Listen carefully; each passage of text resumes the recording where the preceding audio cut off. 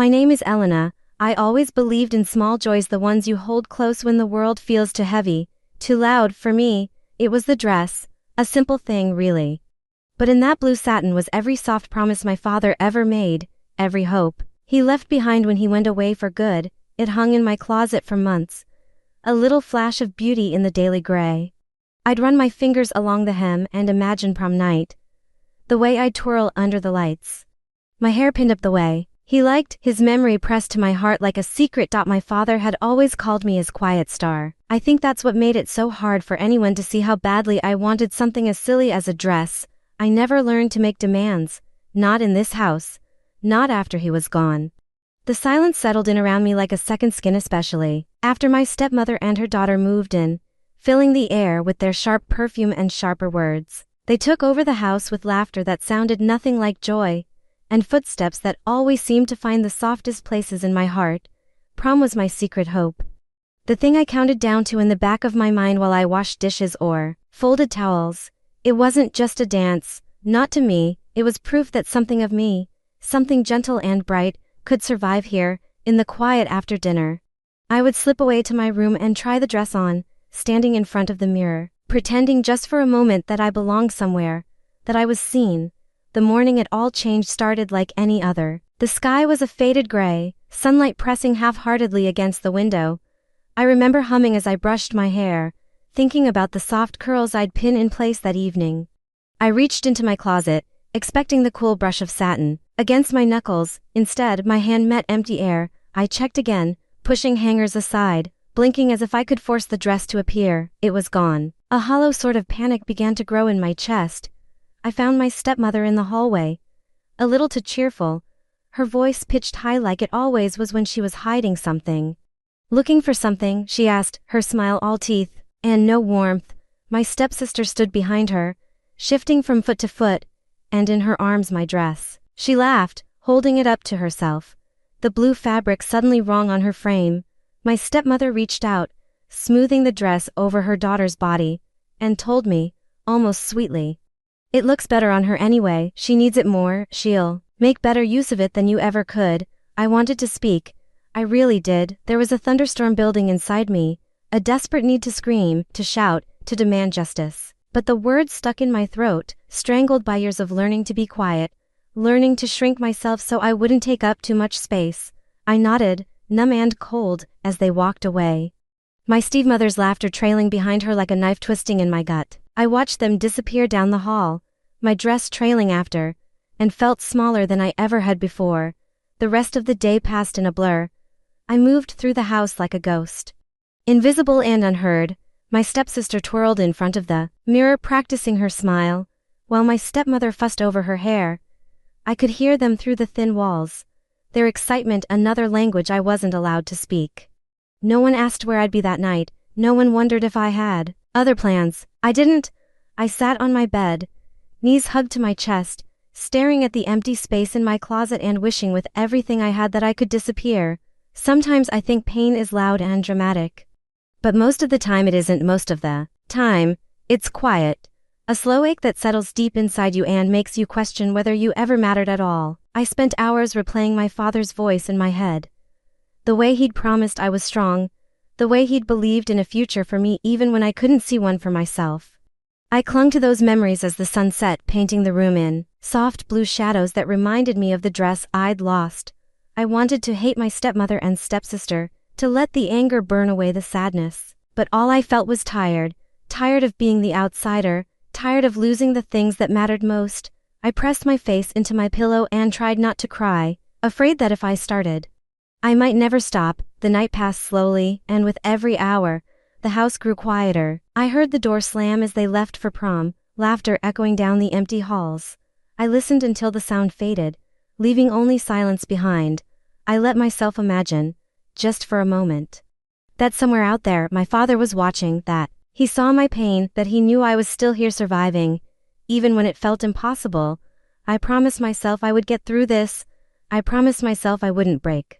No matter how badly they wanted me to. I was his quiet star after all. And even on the darkest night, I had to believe I could find my way back to the light.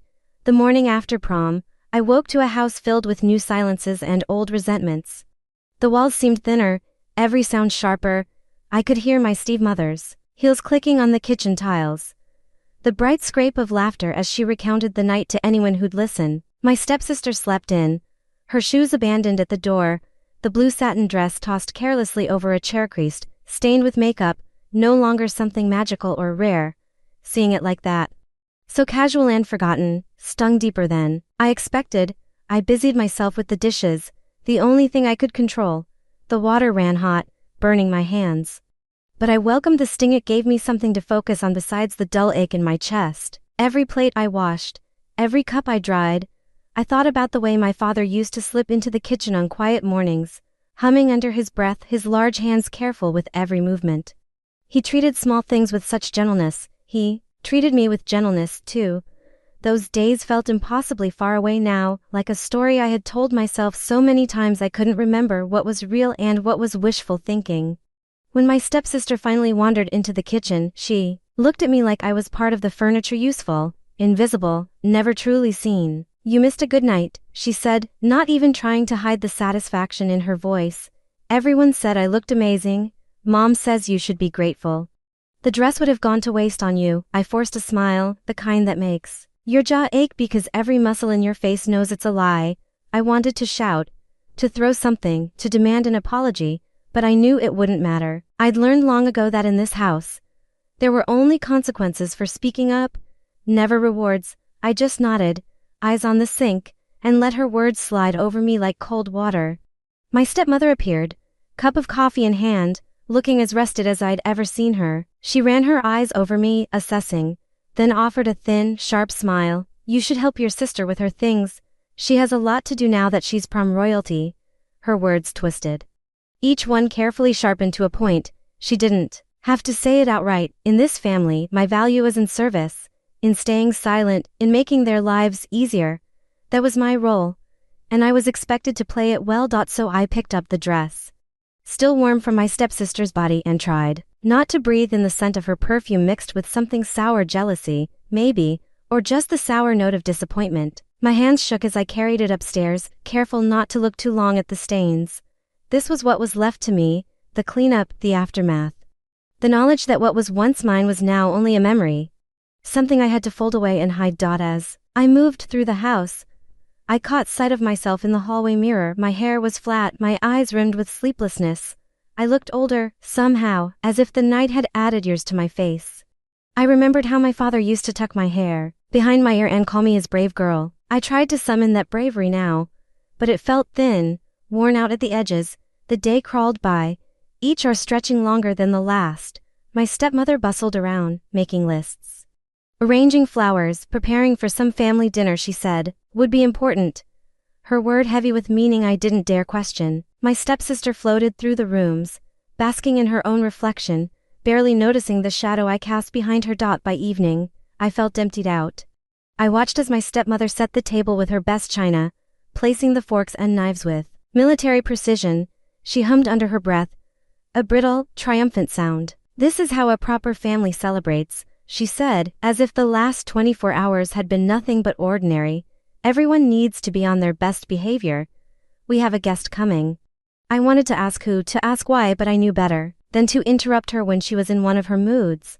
I nodded, silent as always, and went to my room to change. I stood in front of the closet for a long time, staring at the empty space where my dress once hung. I settled for an old sweater, soft with wear, something that made me feel safe, if not beautiful. The table filled with food: roast chicken, potatoes, green beans glossy with butter.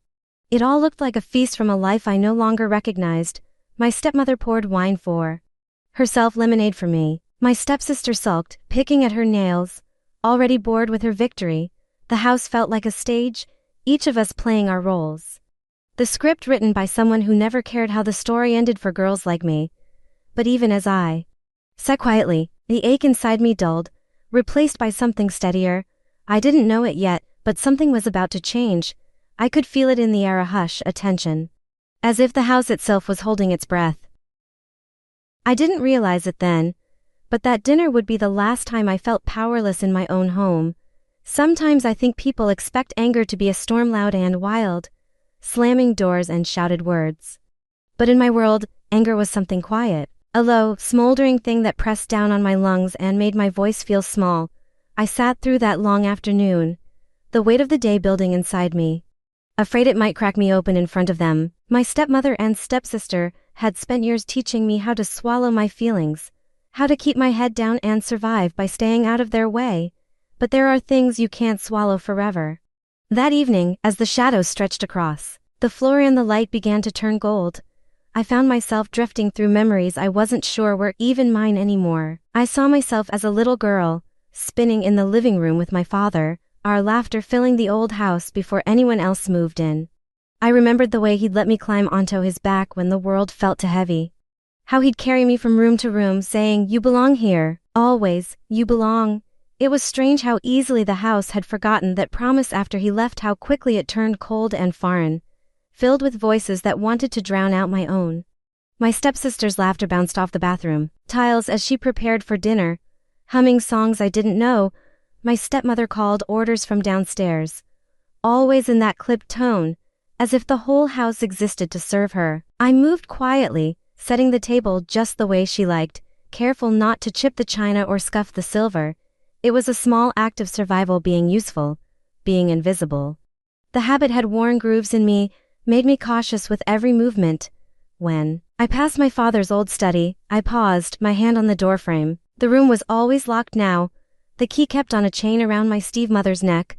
I wondered if he'd left anything for me inside, or if she'd cleared it all out like she'd cleared out so much else. Sometimes I imagined him sitting at his desk, scribbling letters I'd never read, his voice echoing down the hallway, "Be brave, sweetheart, don't let them turn you into a ghost." But the ghost feeling lingered. That was the worst of it. Not the cruelty or the coldness, but the feeling of being slowly erased, one small kindness at a time. I watched the light fade outside, the sky streaked with soft blues and fading gold. There was a moment so small I almost missed it when the house seemed to hush, like it knew something was about to happen. My stepmother bustled into the dining room, adjusting the place settings with unnecessary force, her mouth pressed thin. My stepsister followed, her smile brittle, her eyes darting away from mine. We sat at the table, the three of us, with our practiced smiles and strained conversation. My stepmother told stories about her childhood that always seemed to end with her triumphing over someone else's mistake. My stepsister interrupted with tales of the prom, her face lighting up at every compliment she recited, as if she were reliving every moment just to remind me what I'd lost. I let their voices wash over me, nodding when expected, keeping my hands folded in my lap to hide their trembling. I thought about speaking up, about saying how much that dress meant to me, about telling them what it felt like to be left out, again and again, until even my dreams didn't feel like mine. But the words wouldn't come. I'd learned too well how quickly their laughter turned sharp, how the slightest protest could twist into another lesson about my place in this house. Instead, I let myself drift. I remembered my father's hands, warm and steady, tucking me in at night, promising that I was safe, that I was loved.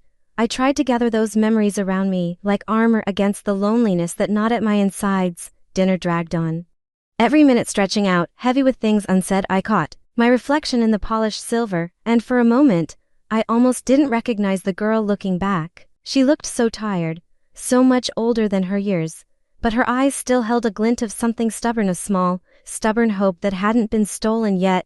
When the last dish was cleared, my stepmother sighed in satisfaction. "Everything's just as it should be," she said, as if she could will it into truth. I watched her, and for the first time, I saw the cracks in her mask, beneath the control and the careful words. There was fear of losing what she'd taken, fear that all her efforts to push me aside might not be enough. I went to my room, closing the door behind me, and let the silence settle. I sat on the floor and wrapped my arms around my knees, listening to the muffled sounds of laughter from downstairs. I breathed in slow, careful breaths, feeling the anger and the grief tangle together, sharp and alive, somewhere deep inside. A shift was happening. It was small, barely more than a whisper, but it was there. The quiet before the storm. I didn't know what was coming, but I knew this: I would endure, I would not be erased. Even if it meant finding a new kind of courage, one that looked like patience, one that sounded like silence, one that waited for the right moment to rise. That night, as I drifted into uneasy sleep, I clung to the faint hope that my story wasn't over yet, that somewhere, somehow, justice might still find me. And for the first time in a long time, I let myself believe that I was worth saving. The days after prom blurred into one another, each morning a repeat of the last. Each night a little colder than before. I used to wake with a sense of expectation, some gentle trace of hope that maybe, today, something would shift, that my father's memory might stretch a protective arm around me, make the air in the house a little softer. But after the dress was taken, even hope felt like a trick I played on myself. My stepmother seemed to sense the change, though she never spoke of it. She moved through the rooms with an extra edge to her voice, barking orders for chores that never seemed to end, correcting the way I folded towels, the way I swept the kitchen, the way I set the table. She didn't need to say out loud that this was not my home anymore. It was written in the way she watched me, as if daring me to make a mistake. My stepsister, freshly anointed with the false glamour of prom, floated through the days with a new, careless cruelty. She wore the dress once more, parading it through the hallway with no intention other than to remind me what had been stolen. It hung from her shoulders like it was meant for someone else, a costume she would soon grow tired of, but not before wringing every drop of pleasure from my pain. I became quieter, if such a thing was possible. I learned to move without making noise, to predict their needs before they spoke them, to disappear into the corners of the house whenever I could. I found solace only in the few things they hadn't claimed: my battered old journal, the faded photo of my father hidden behind a book on the shelf, the way the afternoon sun sometimes slipped through my window and painted the room gold, reminding me that the world outside still existed. I remembered my father's voice most in the silent hours, the way he used to reassure me that kindness mattered, even when it felt invisible. Not all wounds show, he would say, but you don't need to bleed to prove you're hurting. I repeated those words to myself like a prayer, hoping they might build a shield inside me strong enough to withstand the cold. Meals became rituals of exclusion. My stepmother cooked only for herself and her daughter, leaving me to scavenge leftovers after the plates had cooled. They spoke over me, around me, never to me. Their conversations an endless loop of plans I wasn't invited to share. The house echoed with laughter on footsteps, none of them mine. I did what I had always done. I endured. I shrank myself down until I barely cast a shadow, filling my hours with chores, with homework, with whatever I could do to keep my mind from turning on itself. Some evenings I would escape into the backyard, sit under the old oak tree and stare up at the moon, wishing my father could sit beside me just once more, even if only in a dream. If I ever wept, I did it quietly, pressing my face into my pillow so no one would hear. Tears felt like a luxury I couldn't afford. They left me too raw, too exposed, and I couldn't give my stepmother the satisfaction of seeing me break. I watched the days pass in slow procession, my stepmother fussing over her own reflection, my stepsister glued to her phone, her laughter sharp and cruel. There was a kind of comfort in the repetition, as if by following the same patterns, I might keep the worst of the world at bay. But sometimes, in the quiet moments between chores, I'd catch a glimpse of myself in the hallway mirror and barely recognize the girl looking back. Her eyes were wary but not yet empty. There was something in her that refused to die, a small and stubborn flame that no amount of cold could quite smother. It was around this time that my stepmother began preparing for something she wouldn't talk about. She polished the silver, dusted the rooms, rearranged furniture with frantic energy. "We need to present ourselves properly," she said, almost to herself, her voice tight with some hidden anxiety.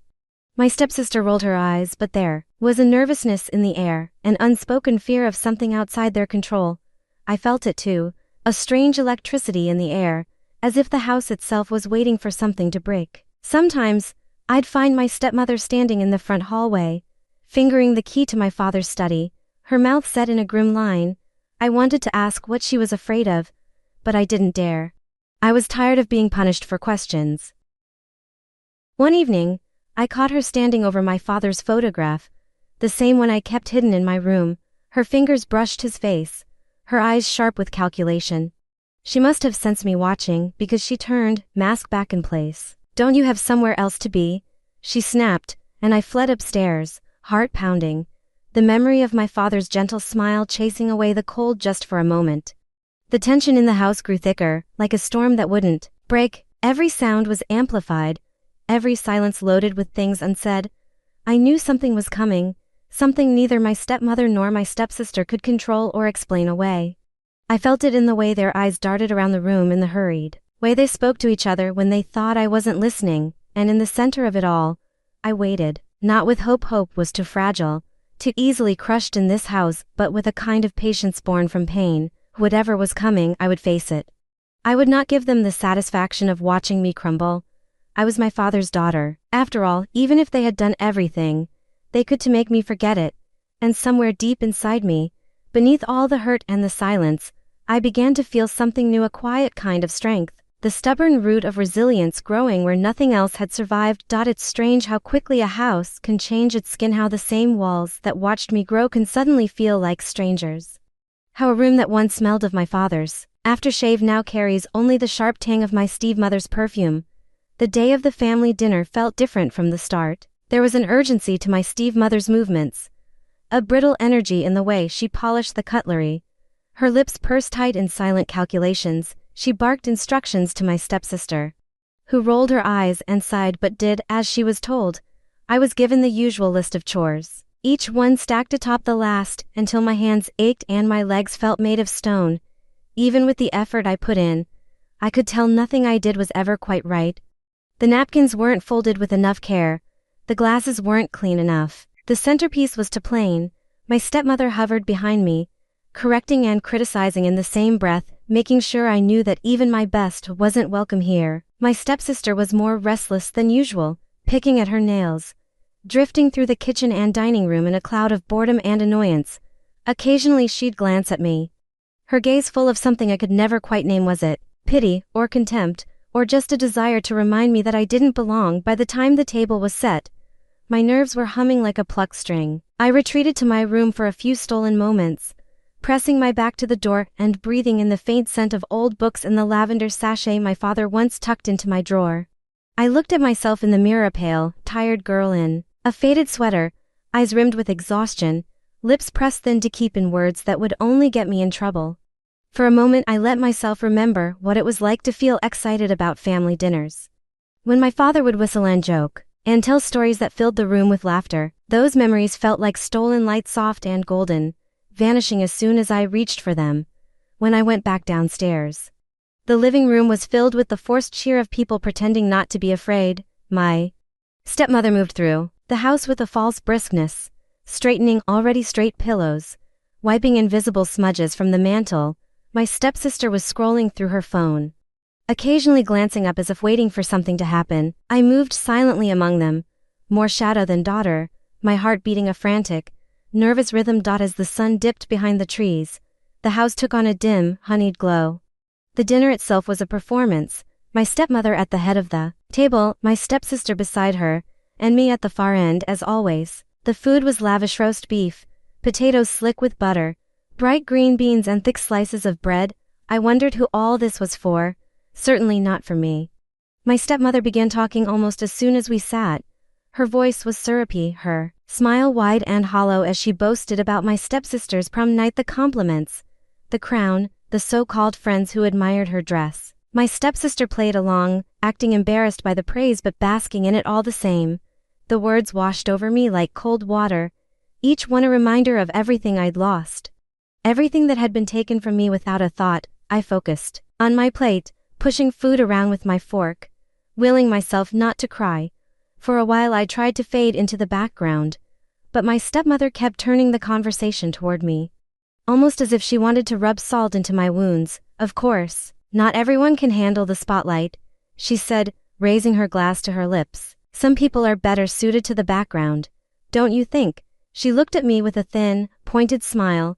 My stepsister snickered, covering her mouth, as if the joke was too cruel even for her. I felt the old urge to defend myself, to stand up and tell them what they'd done, how deeply it had hurt, but I swallowed it down, as I always did. Instead, I looked up at my stepmother and met her gaze with a quiet steadiness I didn't know I still possessed. I think people show their true selves when no one is watching, I said softly. It wasn't loud, it wasn't dramatic, but for a moment, something shifted in her expression, a flicker of doubt, a crack in the wall she kept so carefully built. But she recovered quickly, waving her hand as if to dismiss me, her laughter tight And false, oh, listen to her, always the philosopher. She said it like an insult, but I let it hang between us, refusing to look away. The meal dragged on, the tension mounting with every bite. I felt like a knot pulled too tight, about to snap.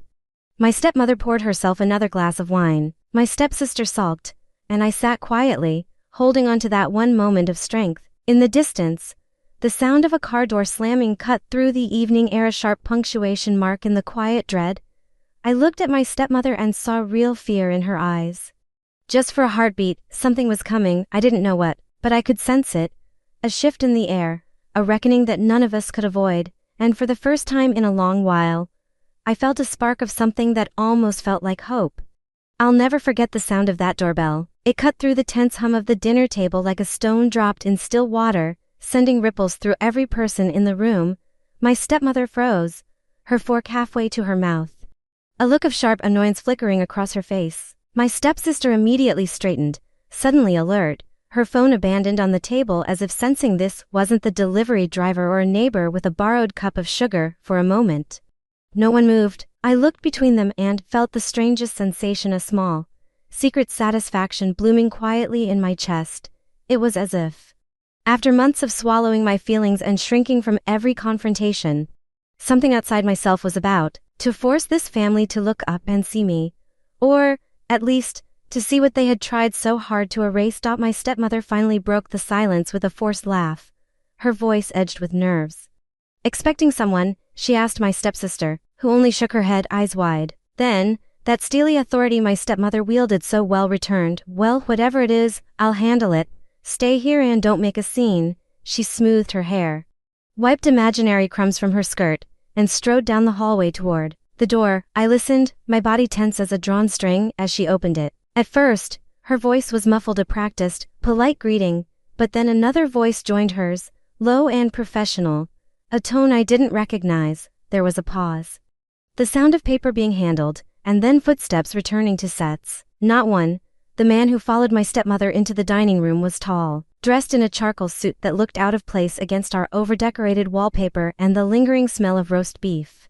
He moved with a calm confidence that filled the room before he even spoke. In his hands was a folder thick with official-looking papers. My stepmother's smile had become rigid, her lips stretched thin over her teeth. "Can I help you?" she asked, her voice pitched high with fake cheerfulness. The man didn't return her smile. He glanced at each of us, his gaze steady and unreadable, and then addressed me directly. "Are you your name?" he asked. My heart thudded. No one in this house called me by my real name anymore, not unless they were scolding or correcting me. For a moment, I felt small again, like a little girl who had lost her father and was just waiting for someone to tell her everything would be all right. "Yes," I managed, my voice small but clear. He nodded, as if that was all he needed to know. "I'm Mr. Barrett. I represent the firm handling your late father's estate." He said this without ceremony, as if it were the most natural thing in the world. I watched as my stepmother's face drained of color, her hands balling into fists beneath the table. "I apologize for arriving during your meal," he continued, his tone respectful but firm. "I tried reaching you earlier, but there was some urgency in concluding the final matters of your father's will." My stepsister shot a look at her mother, her eyes wide with confusion and a growing, greedy curiosity. My stepmother tried to recover, offering a weak, dismissive wave. I thought, all that had been settled ages ago. "I'm sure there's nothing left for us to discuss." Mr. Barrett ignored her attempt to control the room. He laid the folder on the table, opened it, and slid a set of papers toward me. "Actually, there is. Your father left instructions, very clear instructions regarding this house and the assets contained within." For a moment, I couldn't breathe. My father had been so careful, so loving in the ways he protected me when he was alive. But after his passing, I had assumed everything he left behind had been claimed by others, divided up or hidden away. My stepmother had made sure I never felt like anything here belonged to me, not a room, not a dress, not even my own last name. The silence at the table was suffocating. My stepmother's composure had begun to crack, a trembling in her hand, a dart of her eyes toward the papers. "I think this is highly irregular," she said, but her voice quavered, and the usual bite had gone out of it. Barrett only offered a kind, brief smile. "I assure you, everything is legal and binding. It's my duty to make sure your late husband's wishes are followed exactly. I didn't dare look at my stepsister. But I could feel the tension radiating from her, a blend of panic and disbelief. As if the ground had suddenly shifted beneath her feet, my stepmother, still clinging to the performance, straightened in her seat, her voice cold. We'll review whatever documents you have. But I can assure you, we've managed this house just fine. He nodded, but it was to me he spoke, his words gentle and clear. Your father wanted to be certain that you were taken care of, that you always had a place that belonged to you, no matter what. The meaning of his words hit me slowly, as if my mind needed time to understand what my heart already hoped was true. A place that belonged to me. Something inside me, something fierce and grateful, began to stir. I pressed my hands together in my lap, holding tight to keep them from shaking, and listened as the dinner and our lives changed with every word. The man, Mr. Barrett, opened the folder, his hands calm and sure. His voice filled the dining room, weaving through the clink of cutlery and the lingering tension like a cool breeze through stale air. I sat there, almost afraid to breathe, watching my stepmother's face twist with every sentence he read. He explained, matter of fact, that my fathers will have specific, unwavering instructions. He read aloud the legal phrases, but what I heard beneath them was my father's voice, steady, certain, trying to reach me from wherever he had gone. In the event of my death, Mr. Barrett read, the house and all rights pertaining to it shall be transferred solely to my daughter, solely to my daughter. The words echoed, powerful and surreal. My stepmother tried to interrupt, her voice rising in desperate protest. There must be some mistake. My husband would never. But Mr. Barrett didn't flinch. These documents are notarized, witnessed, and filed in accordance with the law, he said, looking her directly in the eyes. Your late husband's intentions are clear. My stepsister's fork clattered to her plate. She looked at me with a confusion I'd never seen before, something almost soft fear. Or maybe just the shock of watching the world slip out from under her. My stepmother's mask cracked. She gripped the table with white knuckles, fighting to keep her composure, but her voice trembled as she spoke. We've lived here, we've taken care of everything. Surely there's room for— No, Mr. Barrett said quietly, your husband was very clear. The house is to belong to his daughter alone. The remainder of his estate is minimal. There are no assets for you to contest. For a moment, the room seemed to spin. I stared at my hands, resting small and plain in my lap, and wondered if I'd imagined all of this my whole life. I had been made to feel as though I belonged nowhere, and now, with the careful reading of a will, everything had changed. My father, gone but never truly silent, had left me this last shelter. He had believed in my right to a home, to safety, to dignity. He had made sure that what mattered most, what was meant for me, could not be taken. Not by cruelty. Not by neglect. My stepmother's eyes flashed. You can't expect us to just leave. Where are we supposed to go? Her voice, so used to commanding, now sounded desperate and thin. Barrett remained unyielding but not unkind. You will have a reasonable period to collect your belongings and find alternate accommodations. This is not a surprise to the law, or to anyone who cared to ask. Your husband's wishes are final. My stepsister stared down at her plate, her fingers picking nervously at a napkin. She looked lost. Suddenly a child again. Not the triumphant prom queen she had played so easily the night before. For the first time, she didn't look at me with contempt. Instead, she just looked away.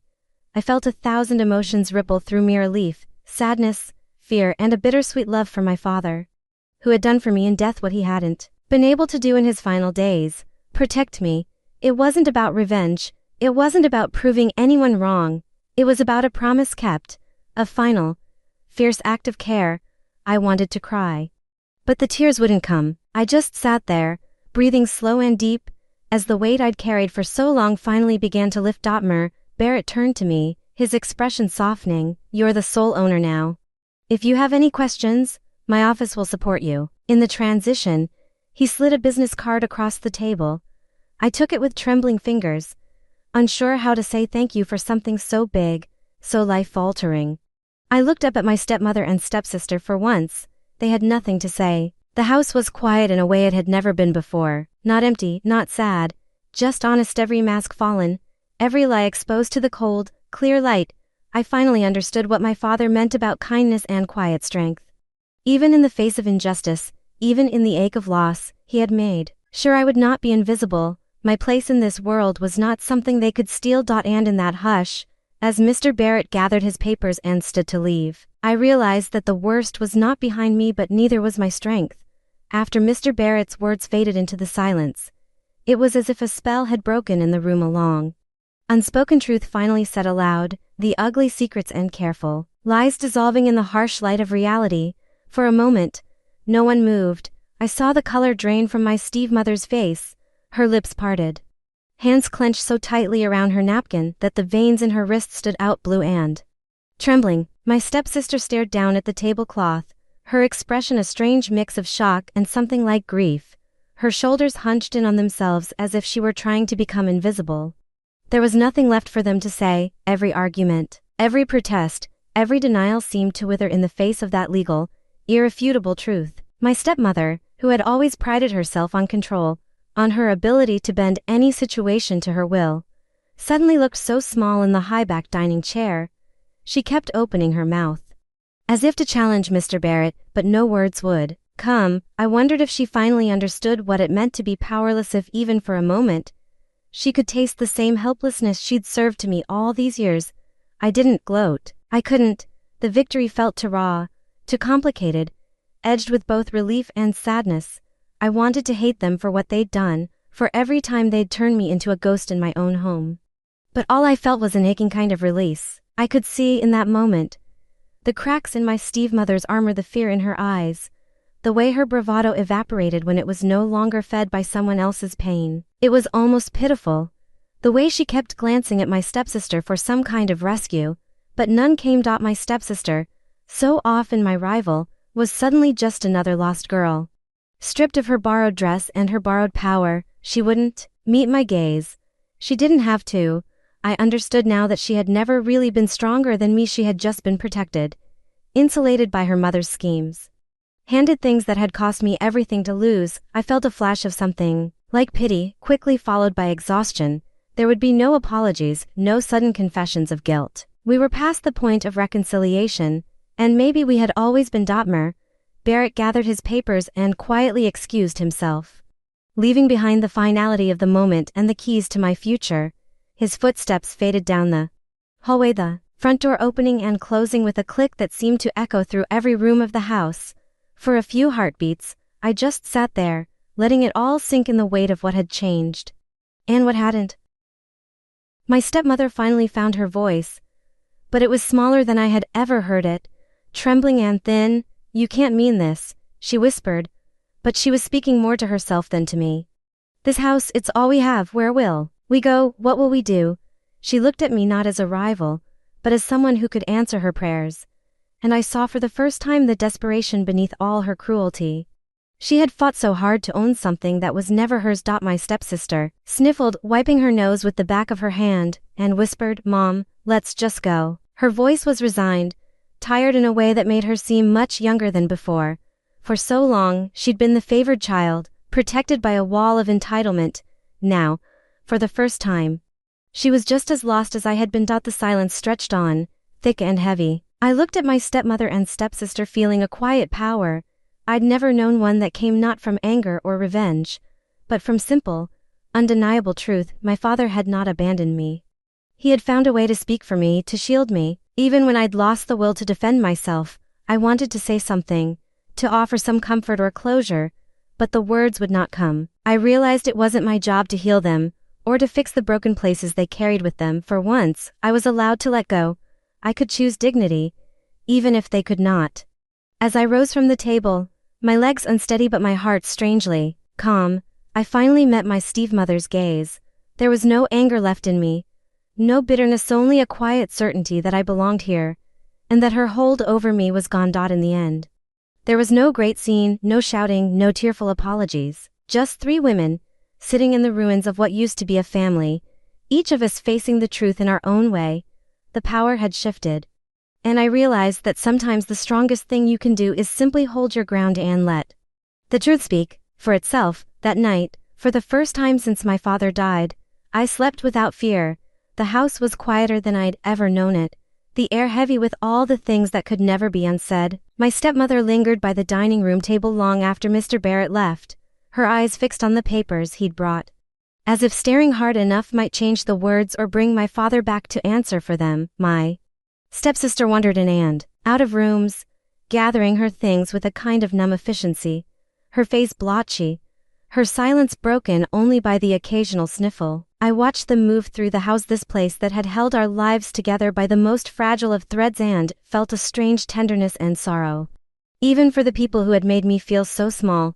I found my stepmother in the living room, her hands wrapped tightly around a framed photo of my father and me one I'd hidden long ago, only for her to claim it as her own in her silent campaign to erase my place here. She looked up when she realized I was there, her face streaked with tears she couldn't disguise. For the first time, I saw her not as the villain who'd stolen my dress, my hope, my sense of safety, but as a woman who'd lost the fight to keep what was never truly hers. Her pain was real, and so was mine. For a moment, we simply stared at one another, two women who'd both been left behind in different ways, neither of us whole, neither of us the winner. I could have raised my voice then, could have demanded apologies and explanations, could have unleashed every hurt and every wrong I'd ever endured under her roof, but the words stayed quiet in my chest, because I realized none of it would change the past or heal the broken parts of either of us. My dignity didn't require an audience. I was not here to humiliate her, only to finally claim what had always been mine: a home, a future, and the right to exist without fear. In a voice as steady as I could manage, I spoke. "I think it's time for you and your daughter to leave," I said.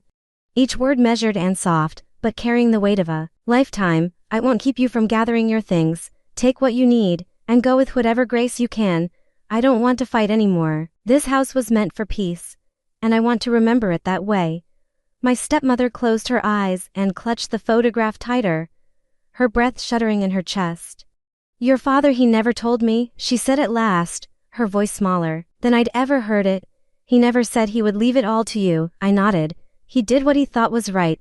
Maybe it wasn't perfect, maybe none of us are. But this," I looked around the room, my childhood memories crowding the edges, "this is where I have to start over, and I think you need a chance to start over somewhere else." She looked at me for a long time, her eyes searching mine, for anger, for triumph, for something sharp, but all she found was the steady resolve of someone who had learned, painfully and slowly, to survive by keeping her heart soft. Even in a world that demanded armor, my stepsister stood at the doorway, watching, her hands trembling as she clutched a battered backpack to her chest. There was no defiance left in her, just a tired resignation and maybe, beneath it, a glimmer of understanding. For the first time in her life, they moved through the house quietly, gathering what little they could call their own. My stepmother paused by the door, still holding the photograph, and finally set it on the hallway table, as if she'd remembered it did not belong to her. She looked back at me, her mouth opening and closing on words she could not form, then nodded once, a gesture as close to apology as she would ever come. My stepsister hesitated at the threshold, her gaze meeting mine for just a moment. "I'm sorry about the dress," she whispered, voice hoarse and small. "I'm sorry about everything." And then she was gone, her footsteps fading down the porch steps into the cool evening. I closed the door behind them with trembling hands, leaning against the wood as the house finally exhaled. It was over, not just the battle for a home, but the battle to be seen, to be heard, to be respected. I pressed my forehead against the door and breathed deeply, letting all the pain and fear and bitterness slip from my body like a heavy coat. There was no triumph, no victory parade, only a profound and lasting quiet. But it was a quiet I had chosen, a quiet I could finally fill with something new: my own voice, my own dreams, the life my father had wanted for me. In the hush of that moment, I realized I had never lost my dignity. It had been with me all along, waiting for me to speak it into existence. The house felt impossibly large and silent once they were gone. I wandered through the rooms on unsteady feet, my hand trailing along the walls and familiar corners, half expecting to hear footsteps behind me or a sharp voice calling my name. But it was only me, and the gentle creaks and sighs of an old house, settling into itself after too many years of holding its breath. Every space felt both strange and intimate, rooms reclaimed from memory, echoes of laughter and argument, and all the ordinary days that had slipped past while I was trying to disappear. I picked up the framed photograph my stepmother had left behind. My father's smile stared back at me, the kind that always promised safety and love. I held it close, sinking into the couch as the dusk settled blue and soft outside the windows. For a long time, I simply sat there, letting my thoughts drift. I thought of the dress, ruined and discarded, and realized it didn't matter anymore. Not really. What I had lost could never compare to what had been returned to me, the right to choose, the right to exist in peace. The simple, fierce gift of being allowed to dream again. The pain of the past lingered, not as a sharp edge but as something that softened me, made me real. I knew there would be hard days ahead, loneliness, and maybe regret. There would be mornings when I missed even the sound of voices that never spoke to me with kindness. And nights when the house felt too empty, the quiet too complete, but I also knew that I would fill these rooms with new life, new memories that belonged to me and no one else. I walked upstairs to my old room. Sunlight slanting in golden lines across the worn floorboards. I opened the closet and looked at the empty space where the dress had hung for so long. I didn't feel angry or bitter anymore. Instead, I felt something I hadn't known in years: peace. I pulled out my battered journal and began to write, not about sorrow, but about possibility, the small, shy hopes I'd never dared to voice, the garden I might plant in spring, the friends I could invite for laughter that belonged here, the quiet assurance that I had survived, not just the cruelty, but the long silence afterward. As night fell, I lit a candle and carried it to the mantel. I placed my father's photo at the very center and whispered a thank you, more prayer than confession. You kept your promise, I said softly. You didn't let them erase me. I stood in the middle of my home and let the quiet wrap around me, not as a punishment, but as a comfort. For the first time, the silence felt like mine, filled with the echo of my own breath, the gentle certainty of my heart beating steady and whole. I was no longer a ghost in someone else's life. I was my father's daughter, the quiet star he had always seen, shining through the darkness. There would be more to this story: days of rebuilding, forgiving, learning to trust myself again. But for tonight, it was enough to exist in the warmth of my own making, to look out the window at the world waiting beyond the glass, and know that whatever came next, I would meet it with the same quiet strength that had brought me here. And in that hush, I finally believed I was home.